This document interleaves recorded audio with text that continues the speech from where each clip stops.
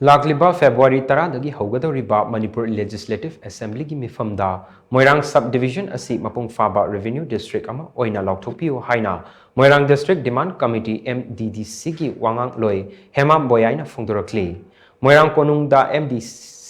MDDC na senduna pangthokpa pau gi meepham amada wafam asi phongdoklatuna mahakna makata na hai Moirang Sub Division Asi Mapung Phaba Revenue District Oina Laothoktrabadi Moirang SC Thanga AC amasung kumbi AC that lairiba CSO sengat loinana akanba khongjang sangsenaba sem saduna laire chahi nimfu rongi mamangda Manipur gi tampaki district sem senglapak matamda Moirang Thanga amasung kumbi gi miyamna Moirang Asi Mapung Phaba Administrative District ama ohelu haiduna iho kya hogduna lakhe kumja lising amaga chamapan marifutara tarukta Imphal East amasung Imphal West haina district ani khaido khibap matamdasu Moirang asiti adumak na thaiduna thambiki Tungda kumja lising ani tara tarukta anuba district taret sem kiba matam dasu Moirang di adum kanthok pirami haukiba chahi lising ani kunmari ki August tarani thoida Chief Minister na Manipur Legislative Assembly da district reorganization ama tauba mathau tare hai kibagal loinana Moirang District Demand Committee na handak lakliba